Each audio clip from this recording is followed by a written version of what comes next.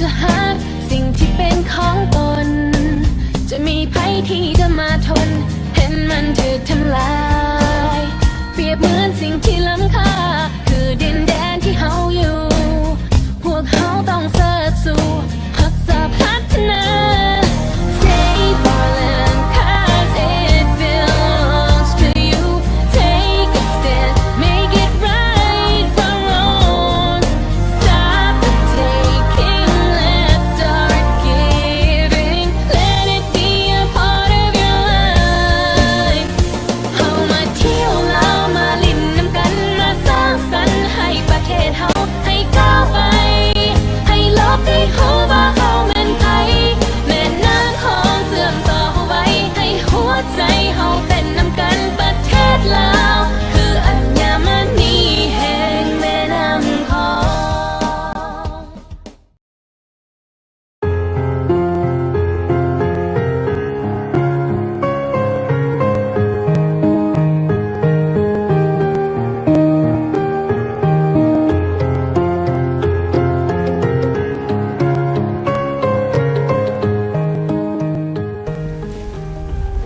สวัสดีท่านผู้ชมต้อนรับทุกท่านเข้าสู่รายการเที่ยวเด่นเมืองเสียงรายการนี้พาท่านเที่ยวไปนำกันในอาทิตย์นี้เนาะทางทีมงานของพวกเราก็พาท่านมาอีกสถานที่ท่องเที่ยวแห่งหนึ่งนั่นก็คือสวนอนุสานั่นเองเนาะทางรายการของพวกเราตอบสนองเกี่ยวกับข้อมูลข่าวสารทางด้านการท่องเที่ยวและพาทุกท่านเที่ยวไปนำกันในอาทิตย์นี้ก็ถือว่ามาอยู่ที่สวนอนุสาเนาะสถานที่แห่งนี้ถือว่าตั้งอยู่บ่ไกลจากตัวเมืองพลสวรรค์ท่านสามารถมาได้เส้นทางโกสะดวกสบายถ้าเว้าถึงสวนอนุสาแล้วบางท่านโกอาจจะเคยมาลินมาเที่ยวมาสัมผัสด้วยตัวของท่านเองแล้วบางท่านก็ยังบ่ทันเคยมากันเทื่อแต่มื้อนี้ทางทีมงานของเราจะพาท่านนั้นไปรู้จักกับสถานที่ท่องเที่ยวแห่งนี้ให้หลายขึ้นและไปรู้จักกับเจ้าของเพิ่นเนาะว่าในสถานที่ท่องเที่ยวแห่งนี้เพิ่นมีการบริการหรือว่ามีกิจกรรมอย่างใดอยู่ในสถานที่แห่งนี้เฮาจะพาท่านนั้นไปรู้จักนำกันฉะนั้นตอนนี้เราไปพร้อมๆกันเลย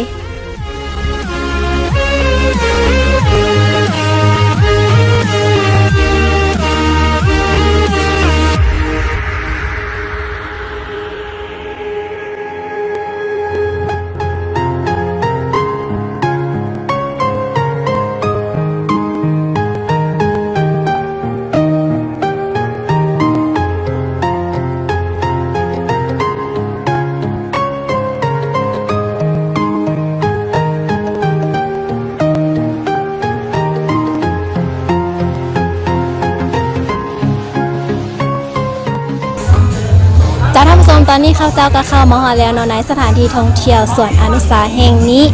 และตอนนี้เนาะอยู่กับเจ้าของเพิ่นกันแล้วซึ่งเพิ่นจะมาให้ข้อมูลรายละเอียดการบริการหรือว่ากิจกรรมอยู่ในสถานที่ท่องเที่ยวแห่งนี้ฉะนั้นเราไปพบกับเพิ่นกันเลยเจ้าสบายดีเอ้ยเจ้าสบายดีเอ้ยทั้งสองเนาะแล้วก่อนอื่นเนาะอยากถามเอ้ยว่าเอ้ยมีความคิดเริ่มขึ้นใดจึงมาประกอบการทางด้านธุรกิจนี้ย้อนความมักเนาะย้อนความฮักมักเนาะเจ้านั่นแหละแล้วเอ้ยเคยไปเห็นบ่อนอื่นมาก่อนบ่เอ้ยจึงมีความคิดอยากมาตั้งสถานที่ท่องเที่ยวให้นี้ขึ้นก่อนไปก็เห็นหลายบ่อนอยู่แต่ว่ามาแล้วก็คิดว่าอยู่บ้านเฮายังบ่มีนะตะวินเนาะแล้วก็เลยลองอยากเฮ็ดลองเบิ่งอยู่นะธุรกิจตัวนี้ความคิดลักๆอาจจะแม่นความฮักมักทางด้านนี้เนาะเจ้าโดยแล้วเมื่อก่อนสถานที่แห่งนี้นี่เป็นอะไรนี่เป็นนั้นดินคังแบบดินว่างเปล่าเนาะเจ้าดินว่างเปล่าเนาะโดยแล้วสถานที่แห่งนี้นี่ตั้งมาได้โดนปานใดแล้วอันเริ่มตั้งก็ปี2014เนาะแล้วมาฮอด2017แล้วก็ได้เปิดนะมาฮอดปี2017แม่นได้เปิดบริการให้กับนักท่องเที่ยวเข้ามาเนาะถือว่าเข้า2ปีนี้แล้วเจ้าเข้าปีที่2เจ้าหลังจากที่ว่าเฮาเปิดบริการให้กับนักท่องเที่ยวเข้ามาเห็นว่านักท่องเที่ยวเข้ามาเที่ยวชมหลายปานใดก่อนมีหลายอยู่นะเจ้ามีหลายอยู่เนาะสามารถเฉลี่ยได้บ่ว่ามื้อนึงนี่มีหลายปานใดแล้วงานบุญนี่โดยเฉพาะก็แม่นมื้องานบุญเนาะจะมีนักท่องเที่ยวเข้ามาหลายปานใดมื้องานบุญนี่มีหลายนะเฮาก็ตูมเฮาก็บ่พอเนาะบางเทื่อนะโดย แล้วเทศกาลใดที่ว่าเขาเจ้าเข้ามาเที่ยวชมหลายที่สุด ก็บุญเดือน5แล้วก็วันกรรมกรแล้วก็วันที่1เดือน6เนาะ วันเสาร์วันอาทิตย์ วันเสาร์วันอาทิตย์มี เจ้าด้วยถือว่านักท่องเที่ยวให้ความสนใจหลายเนาะ เจ้า เจ้า แล้วจะเก็บค่าบริการคืนเอาเลยกับนักท่องเที่ยวที่เข้ามาเที่ยวชมนี้ มื้อบุญเขาจะเก็บค่าตูบเนาะ เจ้า นะแล้วก็ค่ารถเข้ามื้อธรรมดาเขาก็บ่เก็บหยังเลยมีแต่สั่งอาหารแล้วก็แล้ว โอ้เจ้าถือว่าฟรีเลยเนาะมื้อ เจ้า ธรรมดาเนาะ ถ้าเอาอาหารเข้ามาเขาจะเก็บค่าตุ่ม โอ้ถือว่าสถานที่อันนี้อนุญาตให้นักท่องเที่ยวพกพาสิ่งของหรือว่าอาหารการกินเข้ามาในกินอยู่นี่เด้ บางคนก็เจ้าก็เอามากินเองเนาะบางเทื่อก็พวกหาบริการเนี่ยมีบ่ทั่วบ่ถึงเนาะแล้วก็เขาเจ้ามาเที่ยวเขาเจ้าก็เอามาพร้อมอะนะมีแต่เอาค่าตู้เนาะ เจ้า ค่าบริการเล็กๆน้อยๆอ่ะนะ ถือว่าเราจะมาในสถานที่ท่องเที่ยวแห่งนี้เนาะถือว่าเราจะสามารถพกพาอาหารการกินเข้ามาได้ และนอกจากนี้เนาะถ้าว่าเราบ่เอามานํเราก็มาสถานที่แห่งนี้เพิ่นบริการให้เราครบทุกอย่างเลยเนาะแล้วเป็นหยังจึงใส่ชื่อว่าสวนอนุสา เป็นชื่อของร้านมาก่อนแล้วก็ตั้งเงินตามตัวนั้นมาแล้วก็ชื่อตัวนี้มันเป็นชื่อลูกชายเนาะ โอ้โดยเป็นชื่อลูกชายเนาะ เจ้า เจ้าเช่นว่าตั้งนำชื่อลูกชายเนาะชื่อว่าเป็นสวนอนุสาแห่งนี้เนาะแล้วแขกที่มาเข้ามาเที่ยวชมนี้เนาะเขาเจ้าจะมาในช่วงระยะใดที่ว่าหลายกว่าหมู่แขกต่างประเทศหรือว่าแขกต่างแขวงนี่มีบ่ ก็มีบางส่วนนะ มีบางส่วนเนาะ เจ้า แขกต่างประเทศเด้ ต่างประเทศนี่ก็ยังบ่เห็น โอ้เพราะว่าเฮาหากะเปิด นั่ ได้ นแหละ มาได้ประมาณ2ปีเนาะฉะนั้น เจ้า แขกต่างประเทศเขาเจ้าอาจจะยังบ่ทันฮู้แด้เนาะหรือว่า เจ้า ยังบ่ทันได้มาสัมผัสกับสถานที่ท่องเที่ยวนี้ แล้วสถานที่ท่องเที่ยวแห่งนี้นี่จะมีการบริการหรือว่ามีกิจกรรมอย่างใดบ่ให้กับนักท่องเที่ยวที่เข้ามาเที่ยวชม ก็ยังอันมีแต่โปรโมชั่นเนาะบางช่วงเนาะเขาก็นั้นแต่ว่ากิจกรรมที่ว่าอื่นๆนั้นเขาก็ยังบ่ทันได้จัดเนาะนะ เจ้าเจ้า เพราะว่าส่วนเรามันยังบ่ทันแล้วเป็นทางการเนาะนะ โดยถือว่ายังบ่ทันเล่นทางการถือว่าหลังจากที่เราเปิดแล้วเห็นบ้านนักท่องเที่ยวเข้ามาเที่ยวชมหลายเนาะ เจ้า อ๋อด้วยแล้วจุดประสงค์ที่ว่าเขาเจ้ามาเพื่อหยังมาสถานที่ท่องเที่ยวแห่งนี้ มา มาอาบน้ำมาพักผ่อนมามันมีพักผ่อนมาพักผ่อน เจ้ามาอาบน้ำมาพักผ่อนเนาะมาแบบครอบครัวมันพาลูกพาเต้ามาเนาะ เจ้าโอ้ พาพ่อพาแม่มาเนาะ โดยลักๆเลยสถานที่ของเรานี่ก็คือ เวลาเขาเข้ามาเขาจะสังเกตเห็นอ่างน้ำเนาะ เจ้านั่นแหละ เห็นอ่างน้ำแล้วก็ตู้บริการให้กับแขกที่เข้ามาเที่ยวชมแล้วอ่างน้ำของเรานี่มีจักอ่างนี่ อันมี2อ่างเนาะนะ โดยอ่างสำหรับ สำหรับผู้ใหญ่กับเด็กน้อย โอ้เจ้าผู้ใหญ่ก็อาบได้ผู้น้อยก็มีห้องหับ นั่นแหละ ไว้ได้เนาะเจ้าท่านผู้ชมที่ฮักแพงเนาะที่ทานฮับโฮผ่านไปแล้วนั้นก็เมน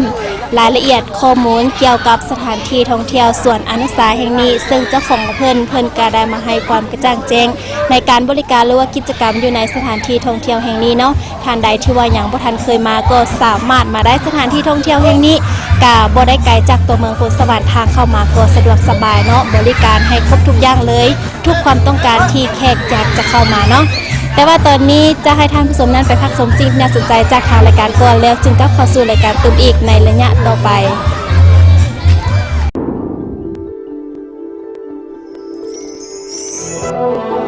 ประเทศลาวเป็นดินแดนที่สวยงาม อุดมสมบูรณ์ไปด้วยธรรมชาติที่หลากหลาย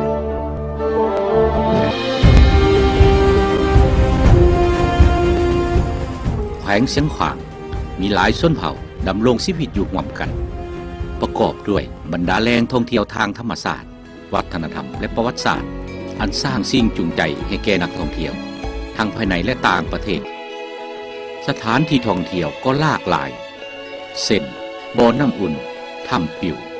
วัดธาตุฝุ่นพงไหหีเป็นสถานที่ท่องเที่ยวอันสำคัญเมื่อย่างเข้าไปทานจะรู้สึกได้ถึงความยิ่งใหญ่ของวัฒนธรรมอันรุ่งเรืองในอดีต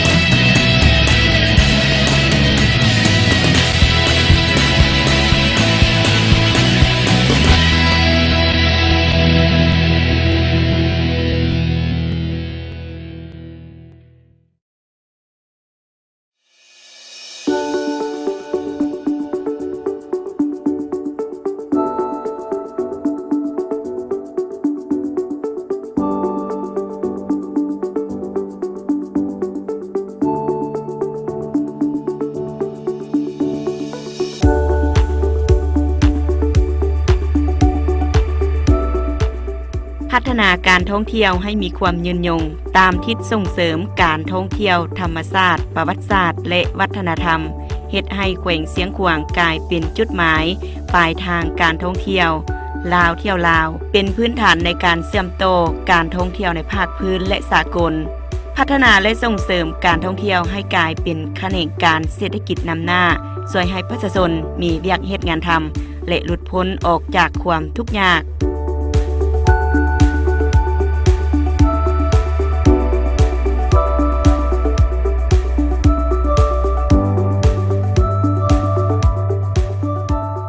ยินดีต้อนรับนักท่องเที่ยวทางภายในและต่างประเทศที่มาท่องเที่ยวและเยี่ยมยามแขวงเสียงขวางในโอกาสปีท่องเที่ยวลาว 2018 อย่างสุดใจ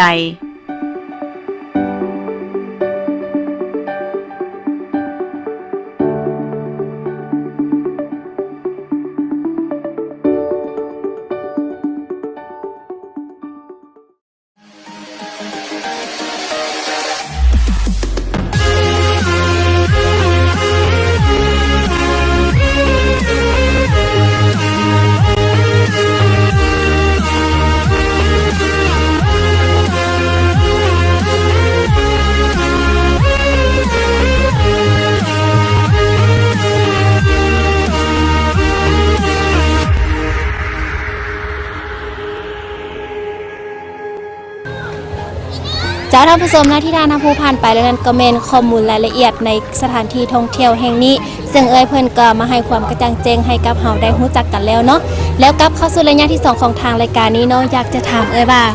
บอนที่ว่ามีความสวยงามบอนที่มีความโดดเด่นและเป็นเอกลักษณ์เฉพาะของสวนอนุสาแห่งนี้มีบอนใดแดจะมีสระน้ำเนาะก็มีตูมเนาะถือว่าเป็นบอนที่ว่าดึงดูดนักท่องเที่ยวเข้ามาเนาะเจ้าแล้วตอนนี้อยากจะให้เนาะพาไปเลาะเบิ่งโดยเฉพาะกระเมนเป็นอ่างน้ำบ่หรือว่าบ่อนใดที่ว่ามีความโดดเด่นในสถานที่ท่องเที่ยวแห่งนี้ตอนนี้จะพาไปบ่อนใดก่อนสระผู้ใหญ่ก็โมงตอนนี้จะพาไปสระน้ำเนาะของผู้ใหญ่บ่หรือของเด็กน้อยตัวนี้ของผู้ใหญ่ตัวนี้สำหรับห้องฮับผู้ใหญ่ที่มาอาบเนาะตอนนี้จะให้ขออนุญาตให้พาไปเนาะเจ้า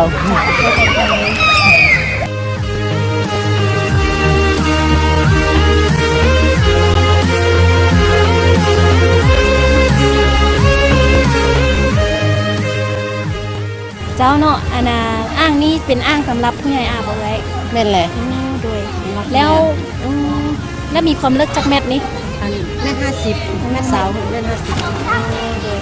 แล้วมีความกว้างจักเม็ดนี่กว้างนั้นก็22คูณ30เจ้าแล้วน้ำนี่เอามาแต่ทางเหนือน้ำเอามาแต่น้ำบาดาลถือว่าเจาะน้ำบาดาลเลยเนาะเจ้าแล้วเราได้ให้วิชาการมาออกแบบในการก่อสร้างแบบนี้แม่นเลยวิชาการมาออกแบบนี่เจ้าเพื่อรองรับทางด้านเทคนิคในการก่อสร้างเนาะเราจะให้วิชาการมาสร้างให้ด้วยเจ้าเนาะหลังจากที่ว่าเฮาเข้ามาทางประตูเฮาจะเก็บค่าปีรถนึงบ่มื้อบุญเฮายังเก็บมื้อบุญถือว่ามื้อบุญมื้อเทศกาลนี่เฮาจะเก็บปีรถเนาะราคาเท่าไหร่รถใหญ่ก็ 10,000 รถน้อยรถจักรก็ 5,000 ด้วยแล้วผู้ใดที่ว่าเข้ามาฮอดสถานที่แห่งนี้แล้วผู้ใดที่ว่าจะอาบน้ำเนาะ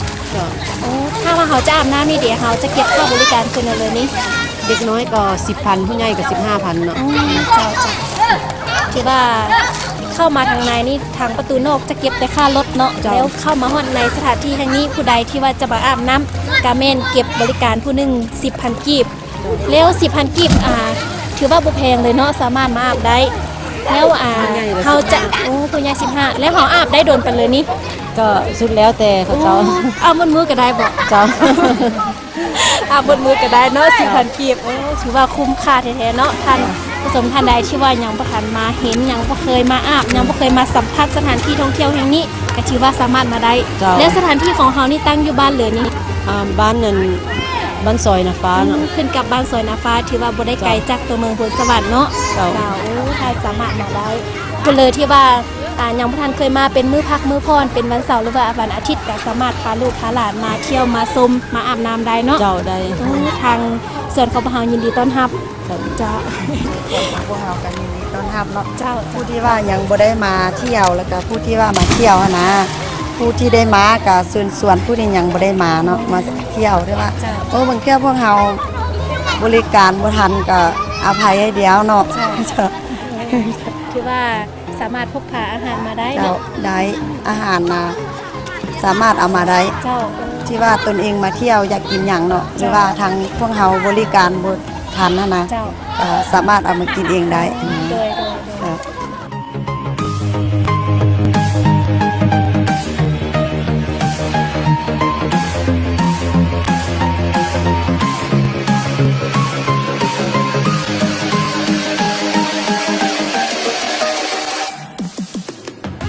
เจ้าเนาะสำหรับอ่างตัวนี้เด็กเลยตัวนี้เป็นอ่างหยังตัวนี้สำหรับ ตัวนี้มาตัวนี้เฮ็ดเป็นน้ำพุเนาะ อ๋อเฮ็ดเป็นน้ำพุเนาะ เจ้า แต่ว่า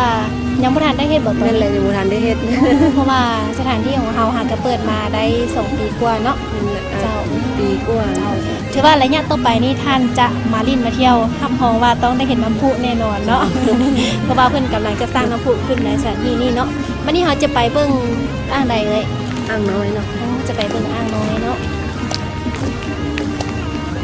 เจ้าเนาะตัวนี้จะเป็นอ่างน้อยมันบอก เจ้าแม่นแหละ จะเป็นอ่างผู้ใหญ่แล้วก็อ่างเด็กน้อยสำหรับเด็กน้อยมาอาบเนาะ เจ้า โอ้เราจะสังเกตเห็นเด็กน้อยมาอาบหลายในมื้อพักมื้อพรแม่นบ่ เจ้ามีพักก่อนวันเสาร์วันอาทิตย์ เป็นแบบนี้ทุกเทื่อเลยบ่เลย การมื้อนี้นี่ยังแม่นอั่นคนบ่หลายเนาะนะอัน ว่าคนหลายแล้วได้สักนิดเนาะ มื้อหลายนี่จะหลายกว่านี้อีกแม่นบ่ เจ้าเป็นต้นคือบุญหน้านะบุญนั้นนี่คนบ่หลายปานใดเนาะนะ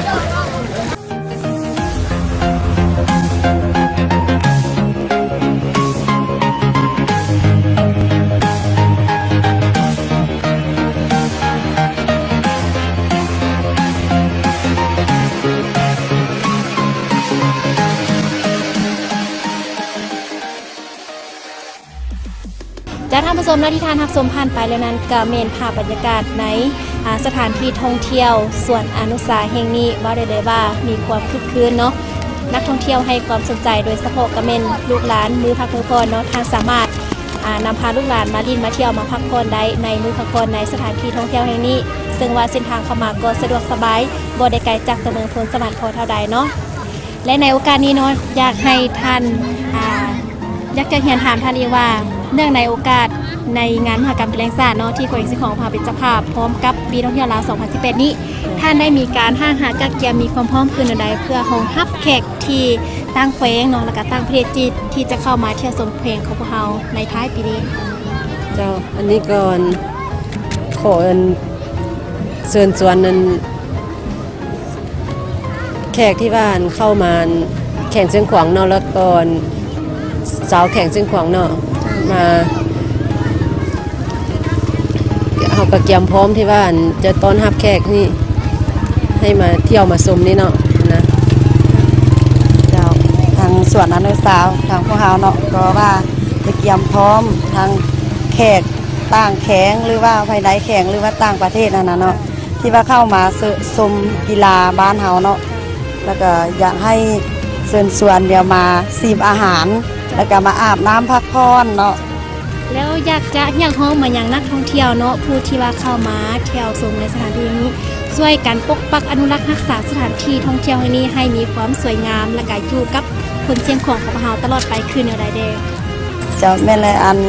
เป็นต้นก็อยากให้แขกที่ว่าเนาะแล้วมาเที่ยวชมแล้วก็อาบน้ำส่วนอนุสานี่แล้วก็อยากให้ปกปักรักษาความสะอาดเนาะไปมาเดินทางให้สะดวกสบายเนาะแล้วก็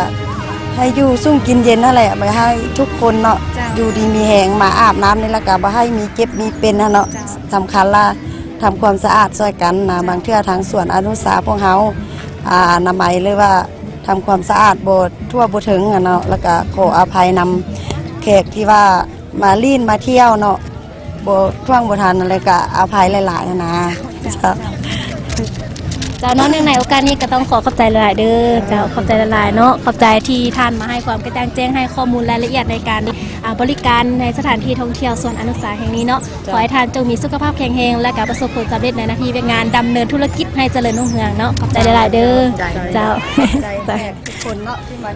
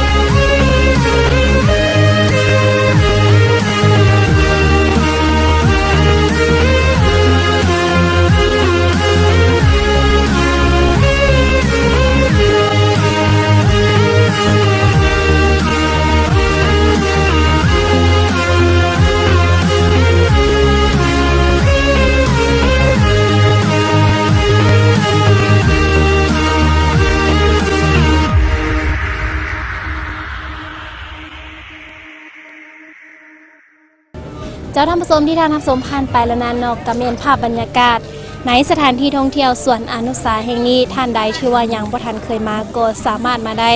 สถานที่ท่องเที่ยวแห่งนี้ตั้งอยู่บ้านซอยนาฟ้าเมืองแปกแขวงเสียงขวางเนาะมื้อใดที่เป็นมื้อพักมื้อพรหรือว่าเป็นงานบุญต่างๆท่านก็สามารถพาลูกพาหลานมาพักผ่อนหย่อนใจ